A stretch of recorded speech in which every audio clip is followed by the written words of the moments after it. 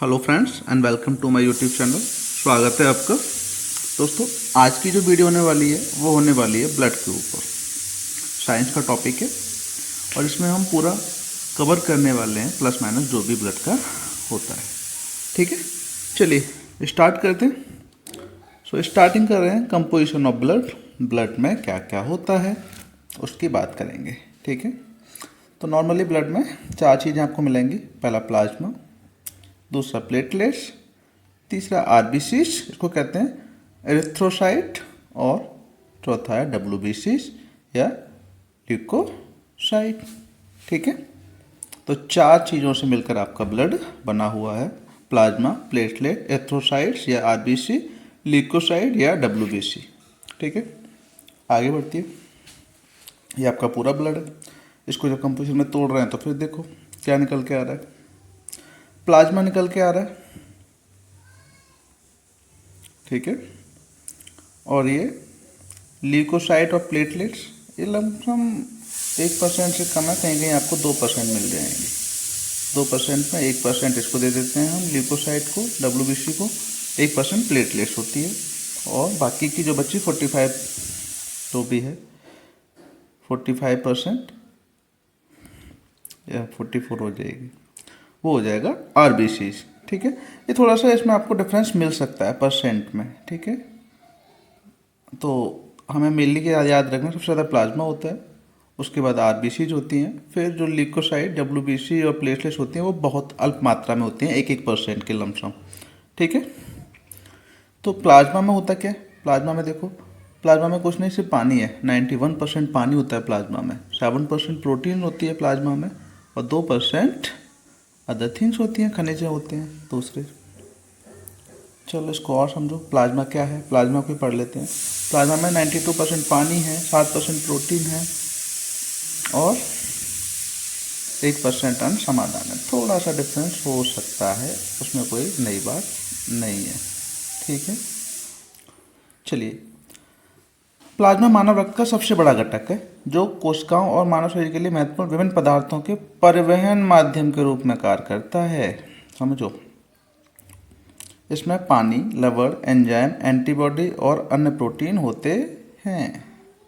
Plasma कई महत्वपूर्ण कार्य भी करता है, जिससे बीमारियों से लड़ना भी शामिल है, इसलिए यह कई उपचारों के लिए आवश्यक है। प्लाज्मा थेरेपी हम कराएंगे।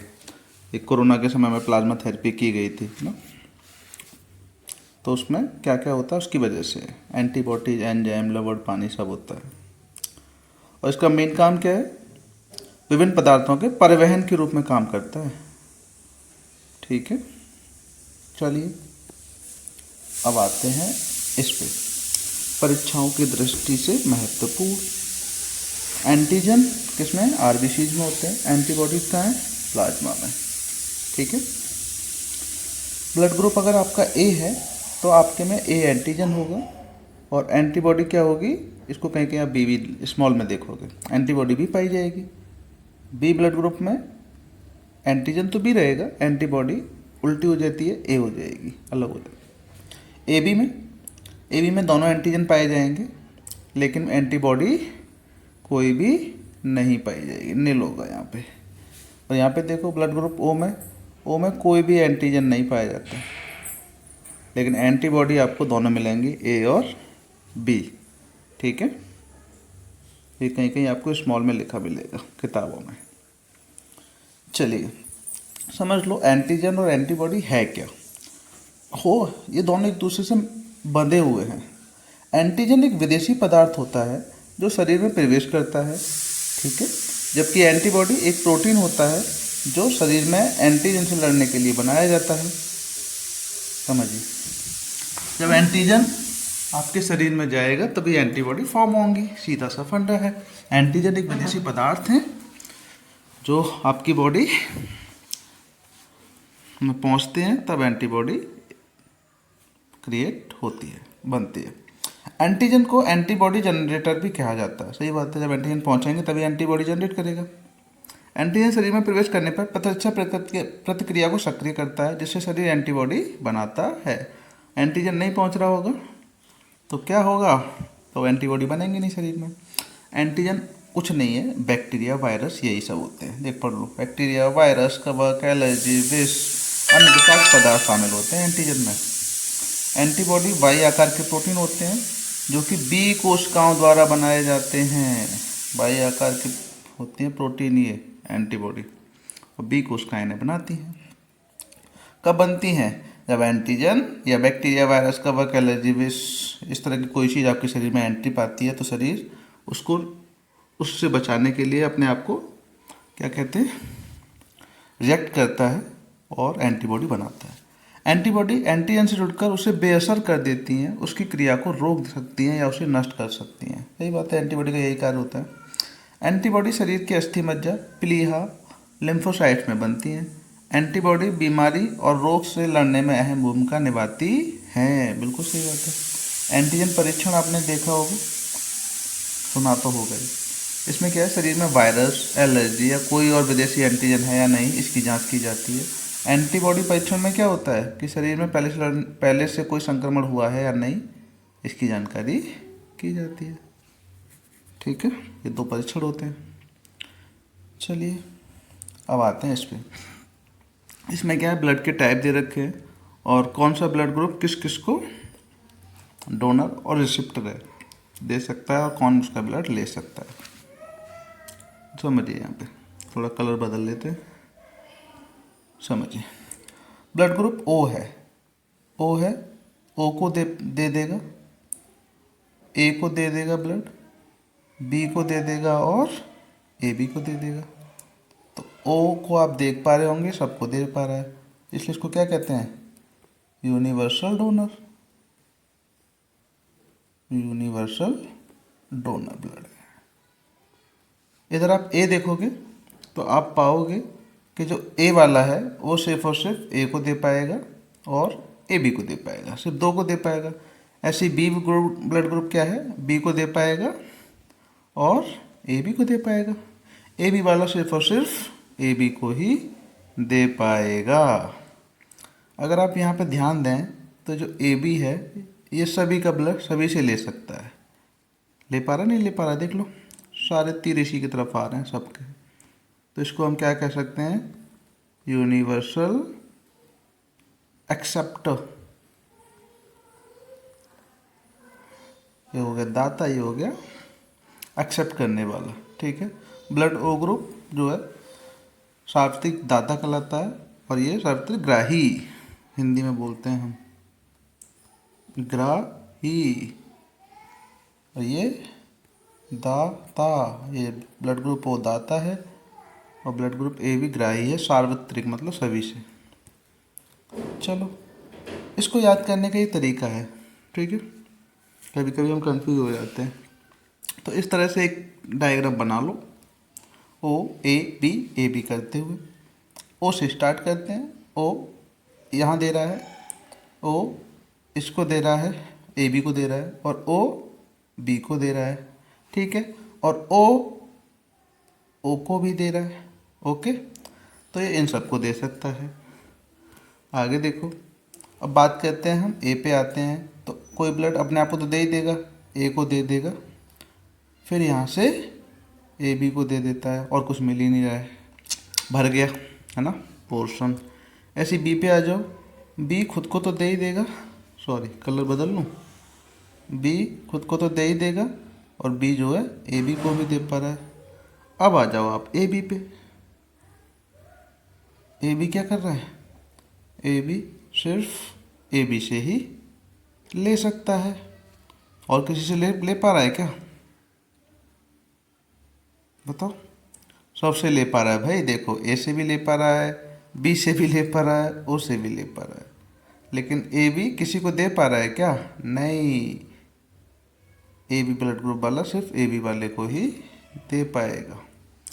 ऐसे आर एच फैक्टर होते हैं, आर एच नेगेटिव है ब्लड में, इसको आप थ्योरी में भी कवर करेंगे।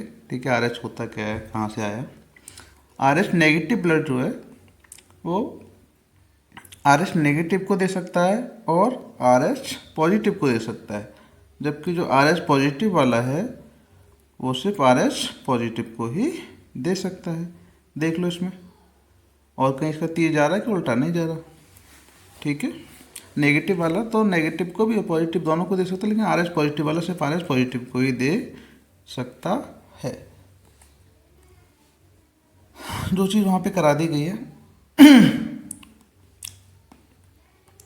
इसमें क्या किया है उन्होंने, आर एच फैक्टर है उसको जोड़ दिया है ब्लड के साथ, ठीक है। सिर्फ आर एच फैक्टर कितने होते हैं, 2 होते हैं, आर एच पॉजिटिव या आर एच नेगेटिव।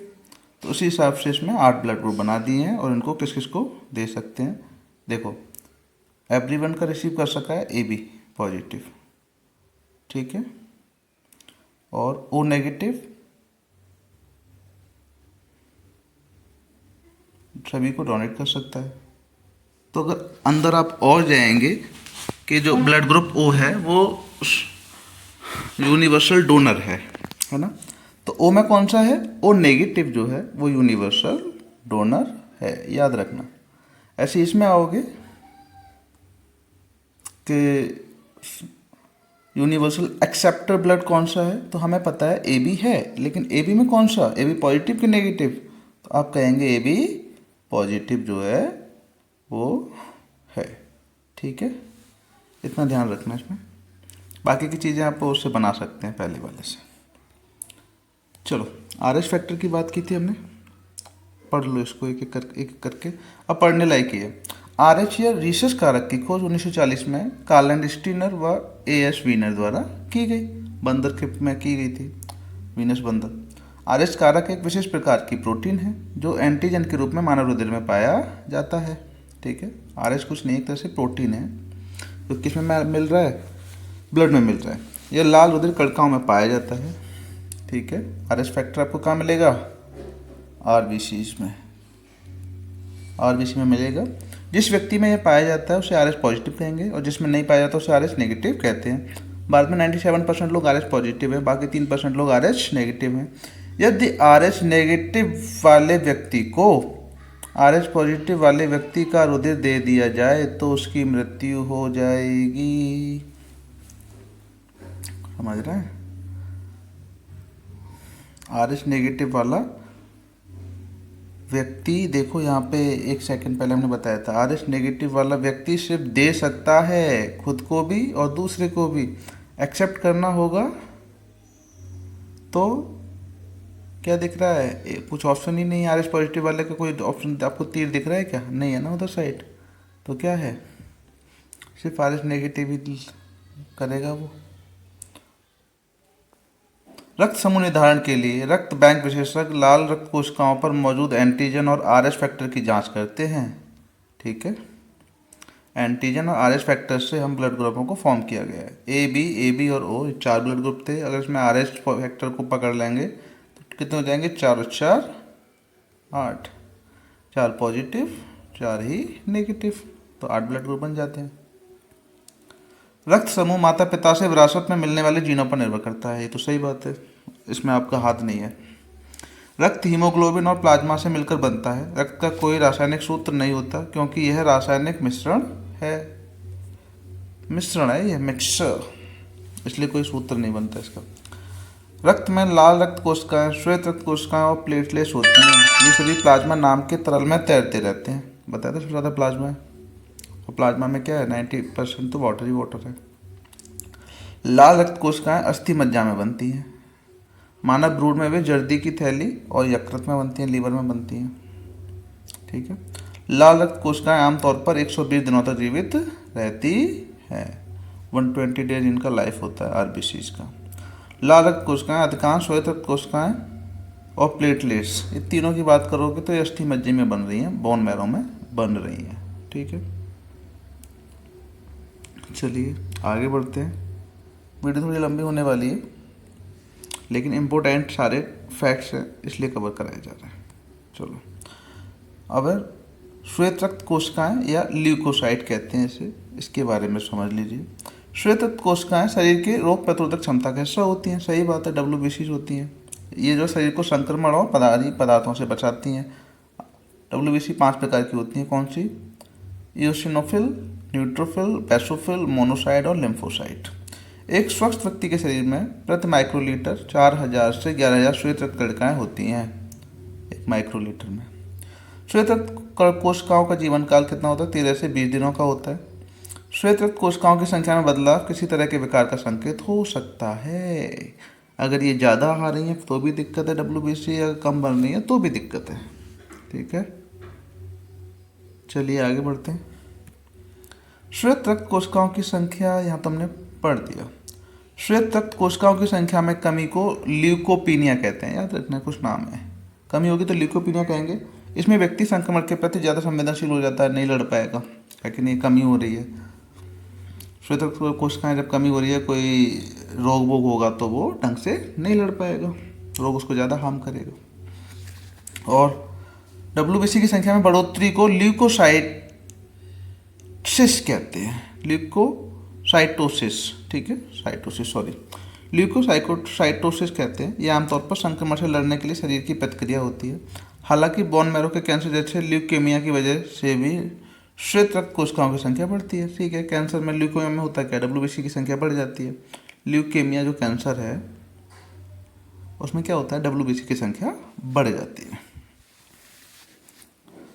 तो WBC बढ़ना भी खतरनाक है।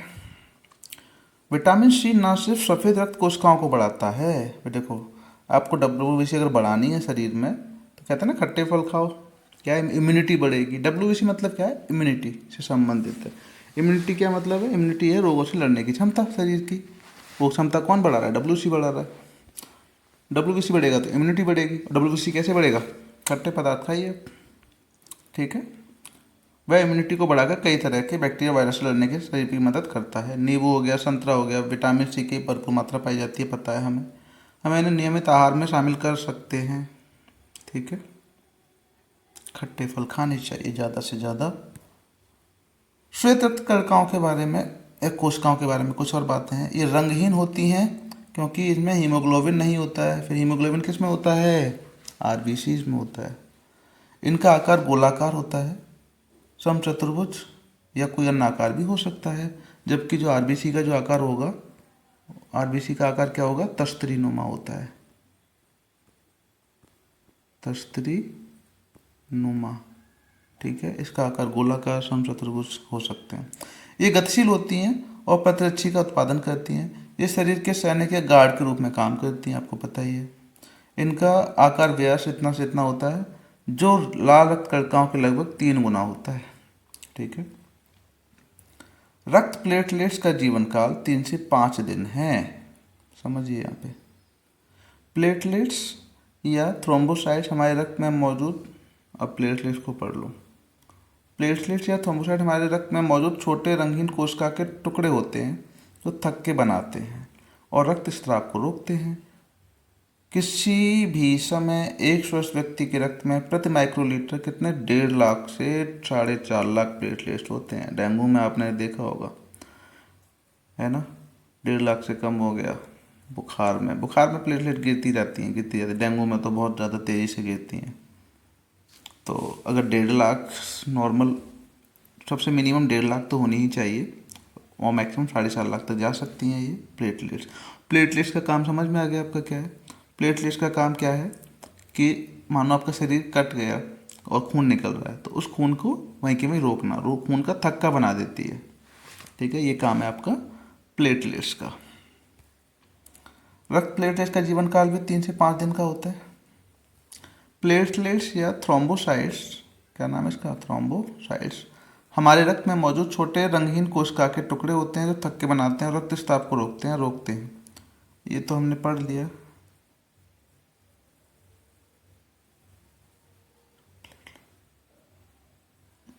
कहीं के 7 से 10 दिन में मिल सकता है आपको जीवन काल, ठीक है। आपके शरीर को नए प्लेटलेट बनाने में लगभग 3 दिन का समय लगता है, ये इम्पोर्टेंट है। नई प्लेटलेट बननी है तो लगभग 3 दिन लग जाते हैं। 70 किलोग्राम वजन का कोई व्यक्ति है, उसके शरीर में लगभग कितना? 5 से 5.5 लीटर रक्त होना चाहिए। कहते नहीं है कम से कम 6 लीटर रक्त होना चाहिए, वही है। किडनी जो है रक्त को शुद्ध करने का काम करती है। कौन? किडनी। यह अतिरिक्त पानी और अन्य अपशिष्ट पदार्थों को रक्त से फिल्टर करती है। आगे पढ़ो। रक्त की एक बूंद को पूरे शरीर का चक्कर लगाने में 60 सेकंड का समय लगता है। 1 मिनट में 1 बूंद चक्कर लगा रही है समझो। ए भी एकमात्र सार्वभौमिक प्लाज्मा है सॉरी। इसे किसी भी रक्त समूह के रोगियों को दिया जा सकता है। प्लाज्मा की बात कर रहे हैं। प्लाज्मा होता क्या है ये समझिए। प्लाज्मा मानव रक्त का सबसे बड़ा घटक है जो कोशिकाओं और मानव शरीर के लिए महत्वपूर्ण विभिन्न पदार्थों के परिवहन माध्यम के रूप में कार्य करता है। पढ़ा था हमने प्लाज्मा। इसमें पानी, लवण, एंजाइम, एंटीबॉडी और अन्य प्रोटीन होते हैं। प्लाज्मा कई महत्वपूर्ण कार्य भी करता है। इससे बीमारियों से लड़ना भी शामिल है और इसलिए यह कई उपचारों के लिए शामिल है। हमने पढ़ लिया पहले, नहीं पढ़ा दोबारा पढ़ लो। 92% पानी होता है, 7% इसमें जो है बताया था हमने क्या प्रोटीन होती है, कौन सी, एल्बुमिन, गामा ग्लोब्यूलिन और एंटी हीमोफिलिक फैक्टर, और 1% खनिज लवण होते हैं, शर्करा, वसा, हार्मोन्स, विटामिन सब आ जाते हैं। प्लीहा यह सिमेट्री को आरबीसी का कब्रिस्तान कहते हैं। क्वेश्चन आ चुके हैं ये, क्योंकि वहाँ पर क्या होता है, प्राणी रक्त लाल कोशिकाएं नष्ट हो जाती हैं। एक है हेपरिन। हेपरिन एक प्रोटीन है। ये क्या करती है, रक्त को पतला करने वाला होता है, एंटी कोगुलेंट। हेपरिन क्या है, हेपरिन एक एंटी कोगुलेंट है। मतलब क्या है, रक्त को पतला करने वाला होता है, जो आपके रक्त के थक्के बनने या उन्हें बड़ा होने से रोकता है। समझिए, तभी तो आप भाई अगर ना हो तो आपके शरीर में ब्लड घूम ही नहीं सकता है। सीधे पहुंचेगा, सीधे जम जाएगा, घूमेगा ही नहीं तो मर जाओगे। तो इसमें यही बोल रहा है, हेपेरिन शरीर में लीवर, फेफड़े और अन्य ऊतकों द्वारा बनाया जाता है और इसे प्रयोगशाला में बना भी सकते हैं। Universal blood donor O negative and universal blood acceptor A B positive. ठीक है, चलिए वीडियो लंबी हो गई है। थैंक यू सो मच, इसमें यहीं तक।